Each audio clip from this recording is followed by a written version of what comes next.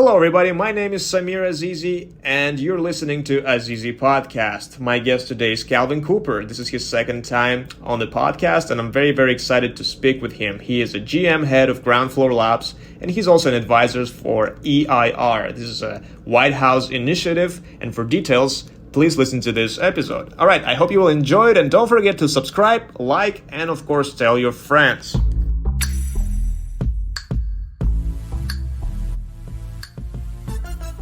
Let's go. All right, everybody. Thanks for tuning in to Azizi Podcast. With me today for the second time, Mr. Calvin Cooper. Really excited to talk to you. I know there's been a lot of stuff going on. How are you, sir?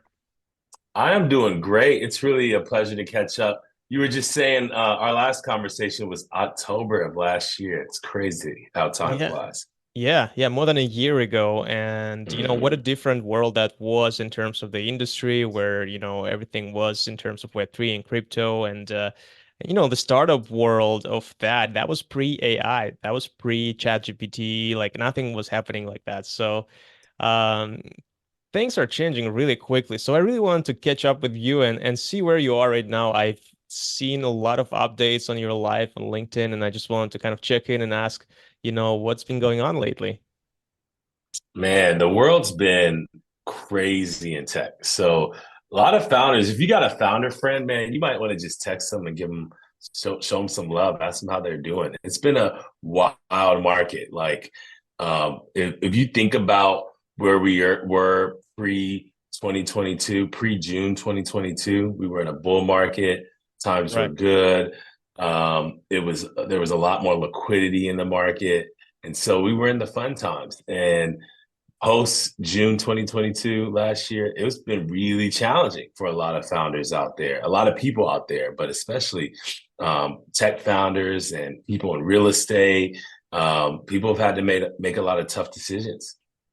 Absolutely. And last time we spoke, you were spearheading the Rhove project, and we talked a lot about real estate and tokenization. And I just wanted to, I've seen some announcements that were exciting as well, and I just wanted to kind of check in with you about that. Where is the project now, and what's been happening? Yeah, it might be good to like zoom out a little bit. So for those who didn't get the background in the context in the last conversation, so Calvin Cooper, but most people call me Cooper, especially post this year. And I'm a former VC out of the Midwest, helped raise a $50 million fund, learned from the partners and founders there. Was really fortunate to ride shotgun as we raised fund too, and then help deploy the fund, ultimately leading deals. And just as I was making partner, I quit to found Rhove.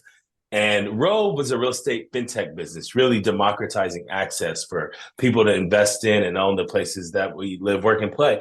And I really believe in democratizing access to capitalism. I'm a capitalist. It's kind of interesting because my dad was a communist philosophy professor. Interesting. but yeah, I am a capitalist, and I believe the solution to capitalism's problems and wealth inequality is more wealth, more capitalism, more participation in the abundance that is produced in our society. And most of that abundance can be traced back to entrepreneurs, people who saw a vision. And even the founders of America were entrepreneurial. Many of them were entrepreneurs in enterprise, but also they were entrepreneurs in the context of society and how we create a country and how we build a life here. And so, anyway, I love capitalism, and so I was investigating real estate and how do we include more people in the prosperity that comes from real estate development in our cities. And I started Rhove to help give people access. So you can download the Rhove app, invest $1 in a minute. And ultimately, long story short, last year we got qualified by the U.S. Securities and Exchange Commission. We launched the app. Things were going well. We had a project called Toker where we demonstrated how you can finance real estate on the blockchain. We run an award from Solana as part of their global Riptide hackathon. We had previously raised $10 million in venture capital from Drive Capital, a billion-dollar platform VC founded by two partners out of Sequoia. So things seemed really well, right? And I was really confident that we were going to close our round. And when interest rates went up, it became really difficult for founders to raise capital. And then if you had anything related to crypto, like we did, um, when when um, when you saw the blowups happening in the market there, right, it became impossible in Q4. And so we had to make a tough decision. We had to sell the business. And ultimately, it was good. Our investors got a great outcome. And not many founders can say they were able to sell at a profit. And then I moved on. I took a break over 9 months, and we could talk about that. And then now I'm back in the market, and so happy to have a conversation around that. Wow. For those who haven't listened or watched our first discussion, I definitely recommend checking it out on YouTube or any podcast platforms as well. Cooper really kind of dives into his, backstory and how he started and his mentors and all of that. So that was very, very fascinating to listen to. So I definitely recommend that. Cooper, could you please guide me through your kind of thinking? What was going through your head when, the downturn happened and you saw all this news and as you see that as you said, venture capitalists were not looking favorably at crypto startups.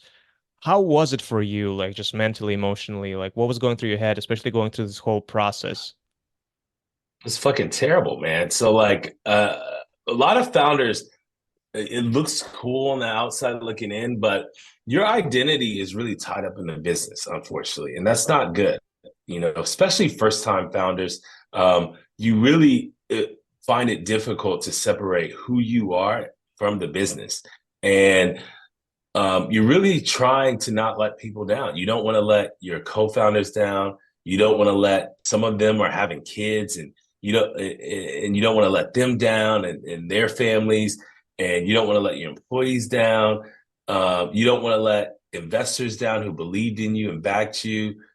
These are human relationships. And so you want to win for them. You don't want to let your customers down, especially when they're now, after 4 years or 5 years in it, you launch a product that people love and you want to succeed for them. Anybody who's crazy enough to take these leaps to make less money, to work more hours, most people really believe in what they're doing, right? Like some future IPO outcome isn't enough to get you out of bed in the hard times, year after year, day after day. Actually believing in what you're doing, the mission, is not bullshit. When you hear founders talking about why they're doing it, when you hear people like Elon Musk, he tells the same story over and over about why he started SpaceX, why he started Tesla, right? This shit, that's real. And what gets you out of bed is that vision. And sometimes what keeps you on the floor when you're sad is also that fear of letting people down, that fear of not living up to the vision. And in that process, sometimes you can just lose track of who you are. You gain weight, you don't work out, you don't eat right, you don't invest in your friendships and relationships. And that's why a lot of founders, you see, they go through divorces, they go through breakups. I went through a breakup last year after 7 years, the same month that I had to lay everybody off and navigate these waters. And in those moments, you don't know how you're going to figure it out. Talk to me about that moment when everything was finally finished, right? You put down the final signature, everything is finalized, and you guys exited, and as you said, some of that was successful as well. So, uh, but it was kind of like a conclusion for you in terms of Rhove. Um, what was going through your head in terms of like, okay, what do I do now? You've mentioned you took a sabbatical. Like, how did Yeah. that come up to you? Yeah. Like, what was Well, your thinking? yeah, when I was a VC, I actually saw one of my best friends who's a founder go through something similar. And I said, did you believe the story you told a month ago? Like, that's probably where the answer is. The answer is yes. So keep going. LLCs are an illusion, right? And that was in my mind. But I think the story really came before that, because there was a time where we didn't know what was going to happen if we were going to find a home, right? Ultimately sold to Rialpha, but that part was hard. And so this is the most important piece of the interview, probably. I, so much of our lives are upside down. We're focused on our career first, financial things. And then second, maybe you squeeze in a workout, physical things, right? Right. Third, maybe you're working on mental and emotional things. Maybe you're going to therapy, maybe, or sometimes you'll read a book or connect with family, things that make you feel emotionally better. And very last thing is spiritual. And that I knew that if I didn't put my life right side up and think about things in that way, nothing was going to work out. I would just die. And so I said, when I didn't know what was going to happen, when you're going through a breakup, when you don't know how you're going to get paid next month after not paying yourself a lot for years as a founder because you're betting on stock, when your grandma dies and you go through a breakup at the same time, you just say, F it. I'm just going to focus on spiritual things first. I'm going to meditate every day. I can control that. I can connect to the divine. I'm going to then work on mental things. I'm going to think about life and, trauma and just emotional things that you've gone through and baggage that you have, the inertia of decisions. So much of us we don't decide where we grew up. We don't decide our religious beliefs and philosophies, or even our fashion and family and friends. Often are just inertia, right? Just when do you stop and just say, I'm choosing these beliefs, right? So working on that. And then physical goals, like, I lost 72 pounds. So then, I just organized my day, like meditate, think, journal, mental, physical, go for a run, even if it's a little bit. I came to like running, and then financial things. And so I actually set goals out, and then in that order addressed them, and then found a great home for Rhove, and actually made investors money, and then moved on to the next phases of my career. Now with Groundfloor, really excited about what they're doing. Happy to talk about that next. But I think the most important thing is that order. It's like spiritual, mental, physical, financial, and setting yourself free. I think you're completely right, and I'm so sorry about your grandma. I lost my grandma recently as well, so I understand how hard it is. And My condolences. Thank you. And just having that pause and having a little bit of self-care, just dedicating more time to yourself, to your mental well-being, to your physical well-being. It's definitely an investment. It's an investment of time. It's an investment of, something where you need to be disciplined, but I feel like it definitely pays off in the long run as well, just for the healthcare purposes. And so, I'm happy to hear that, you kind of transformed yourself through all those things, through these ups and downs and through, these techniques that you were using. And I want to talk to you about, what you're currently up to. But first, a quick question about your 9 month sabbatical in terms of your travels, because you mentioned you traveled the world, and I just wanted to hear like what is like I would say like the two things that you kind of got out of those, trips that you've done, like something that you're like, okay, like I'm glad I did it because this and that. Yeah, I went to Brazil and spent time in Rio for a week, then about a month in Florianopolis, which was absolutely dream. And then I went to Paris initially for a month, but ended up being there for 3 months. And I think it's really cool to be in another country where you don't know anybody, where you don't speak the language, and you're just a person, right? And so navigating that, kind of like how an immigrant might feel, is kind of interesting. Like, and what was my main takeaway from that? It's just that no matter where I went in the world, people were very much similar. We have so much more in common Interesting. than different, right? And I felt like I could be happy like almost anywhere. I could have been happy, and I thought, why even go back? Why get into tech? I could just make less money and just have a decent life here, enjoying, Brazil or something like. So I asked myself a lot of questions, and I actually decided to come back in the mix because I have a purpose and some things to do long term. But it taught me that it's important to just be with yourself sometimes and I got a tattoo. It's from Project 369, and I wrote it in Egyptian numerals, but it's really to remind myself as a Uh-huh. totem, like as you come back into this work, not to lose yourself again, and to think about yourself just as a human being, that person, Cooper, who was in Brazil with nothing. That's so interesting. And I'm just curious, like you got back to the United States, and I feel like you were rejuvenated. You've realized some things.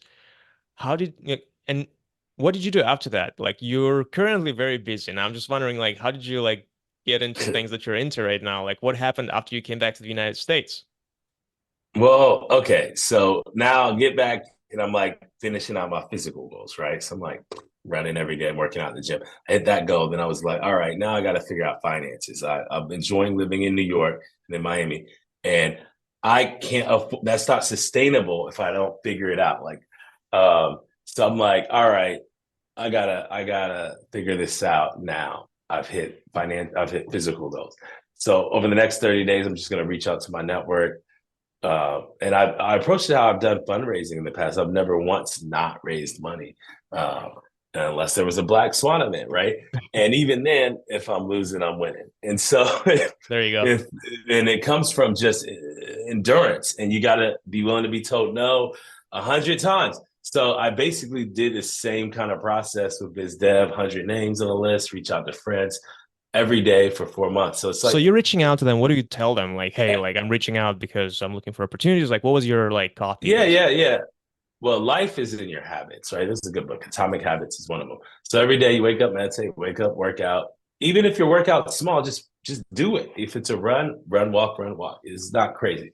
And then I would be at Equinox. I open up my laptop and I'd go through the list and I'd email people and I'd say, I'm looking to hop back into the world, and here's my experience, and here's my resume. Here's what I can do, and let's hop on a call. And some people will call you back, some don't, and you just start sifting through opportunities, and keeping in mind, like, what are your priorities? What kind of experience do you want?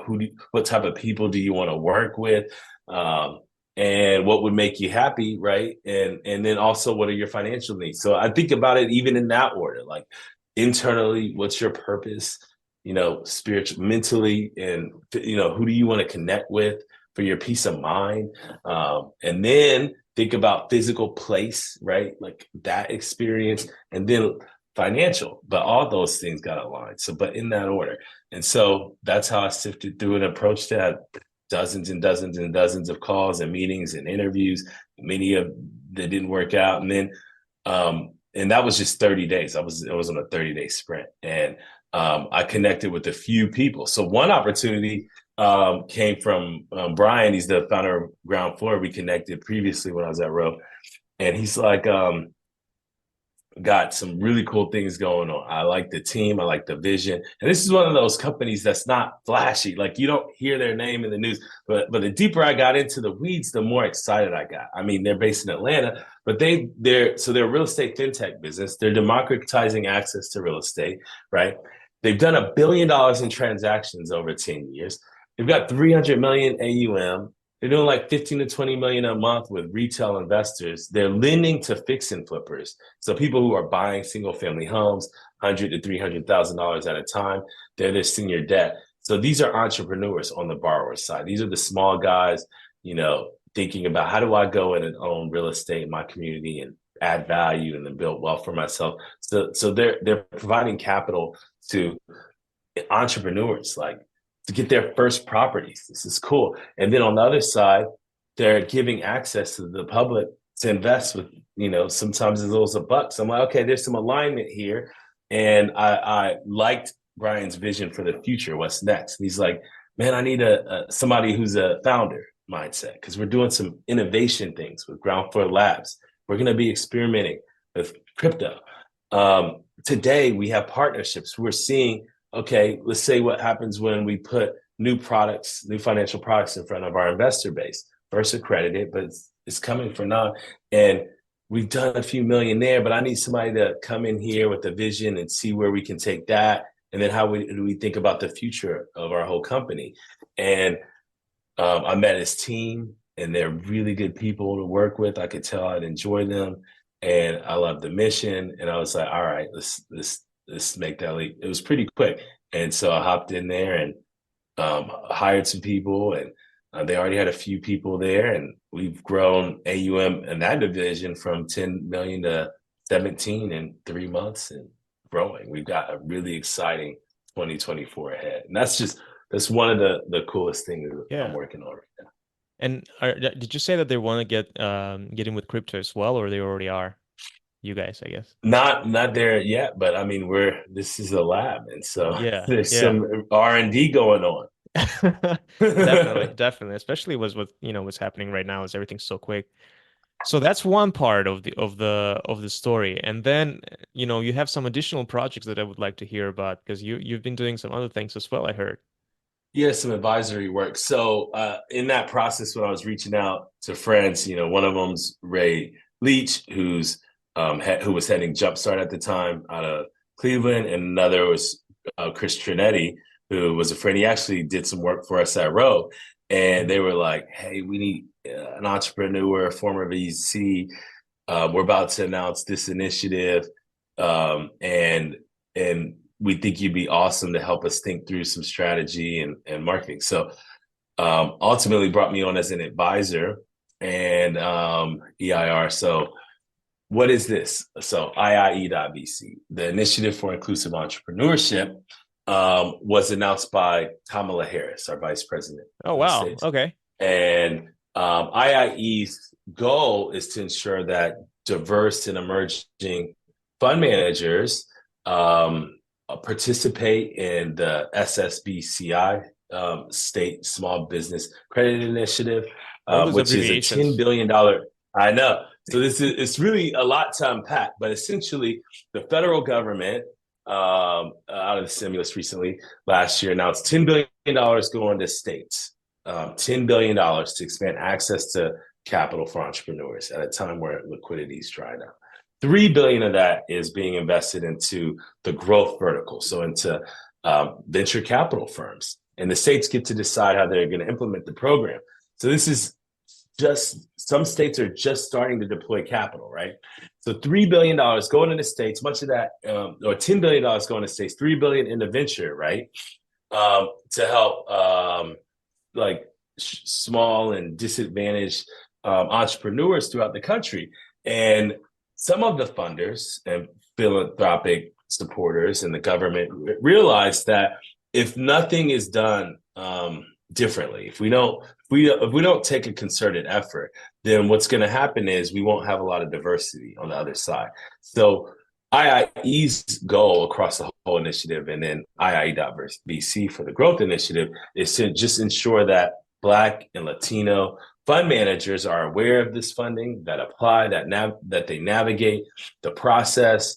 And so basically, we granted funds to several partners like the NASDAQ Entrepreneurial Center, the National Venture Capital Association, Catalyze, Plexo GPX, Recast Capital. And so many partners working on this effort to make sure that diverse fund managers are aware, that they apply for funding as it's coming out, and that we have a more diverse and inclusive ecosystem on the other side of this. And so that's just incredible work to just be a part of and be able to advise and help.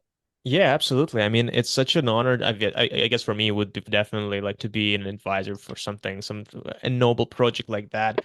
For you, like, how did you feel? How are you feeling about this? Because it's not something that you're like cutthroat capitalist, right? You're kind of, it's more of like a giving back situation. It's more of like lifting everyone else, right?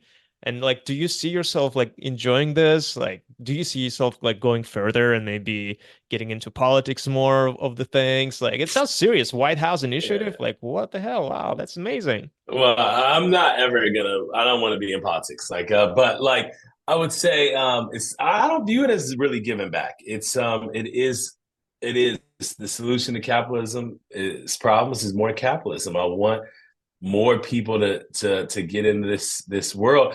And people have asked me like, what have been my challenges as somebody who's a Black, gay man in VC, and I'm like, I raised $10 million on a deck in a dream. Not to say that there aren't, biases in this market and that the challenges don't exist.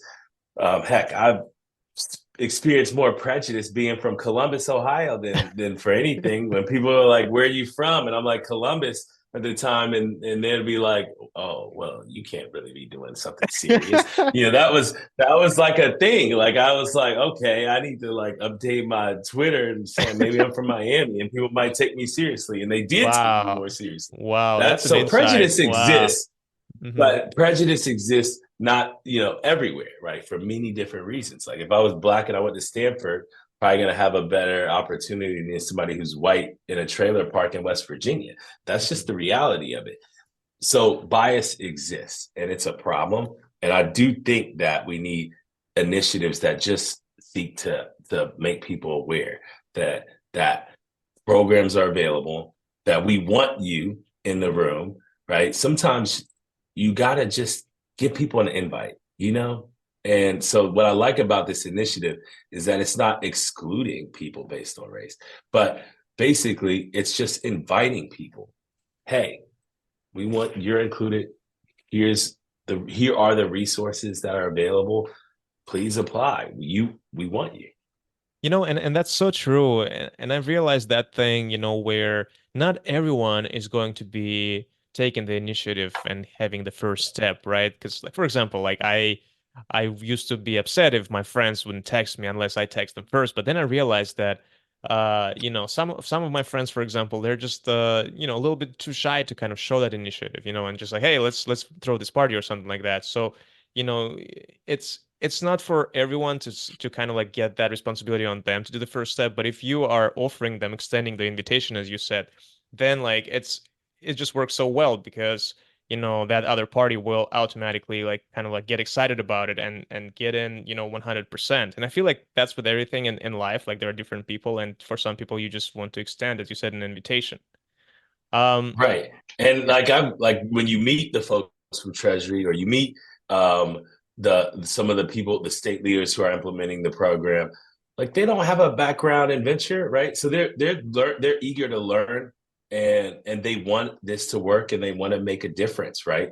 So these are people just like you and I wake up every day and do their job. Some of them, this is like in addition to what their normal job was, and they're trying to figure it out. And so part of IE's work is advising.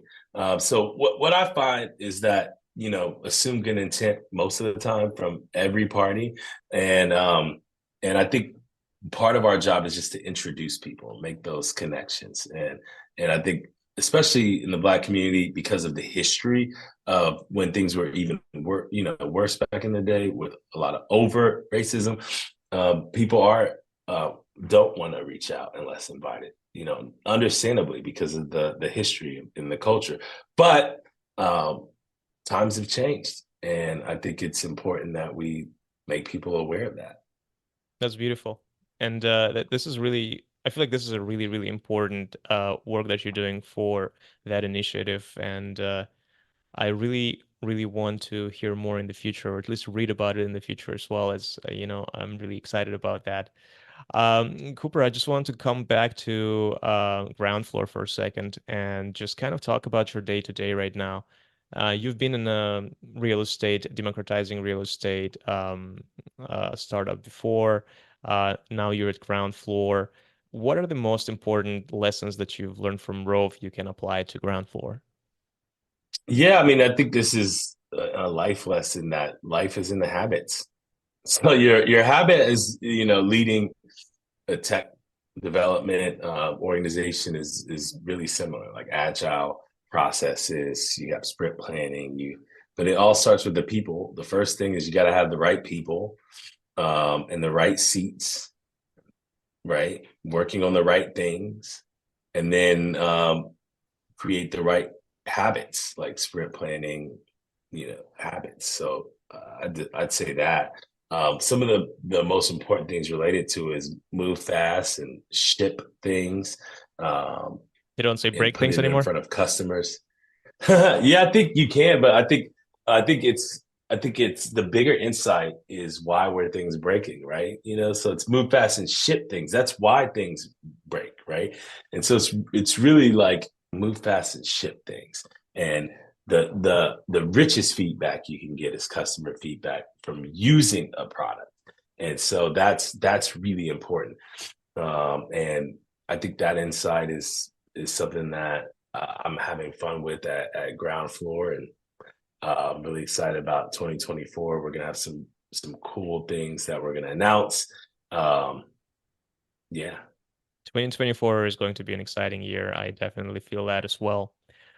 Cooper, last question for you, and it's absolutely unrelated to anything. What are the like TV shows that you're watching right now or in the recent past that you really enjoyed, if you like even watching TV shows at all? Oh man, I've been watching TV shows the past few weeks. I gotta think about that one, man. If you would ask me book, that would be a little bit easier. um, what TV show, man? That's tough. Well, I don't know. give me your all. Yeah, yeah, go ahead. Man, that's a tough one. I don't even know what How I'm about an watching all-time these favorite? days. All-time favorite. I love Rick and Morty, man. That's a good go-to. That Nice. is a great series. There's so much depth there. I definitely need to catch up on that. I never watched it, but everyone's talking, like telling me to watch it, so I definitely need to check it out. Gotta watch Rick and Morty. I love it. Oh yeah, there was a new season out. I did watch that recently. Yes. That's awesome. Cooper, thanks so much for being on the show. I definitely gonna drop the links to all of the projects that you're working on right now. But if anything, how can people find you and reach out to you? Appreciate it. Thanks. Is there's any like maybe like a LinkedIn or website or Instagram that you want to like just to drop kind of like a shout out to that? Yeah, just follow me on LinkedIn. You can find me, Calvin Cooper, and then check out Groundfloor, groundfloor.com. And if you're interested in venture capital, so IIE.VC. Appreciate it. Fantastic. Cooper, thank you so much. Appreciate your time. Hopefully we will do part 3 very soon as well. Absolutely. Have a good one.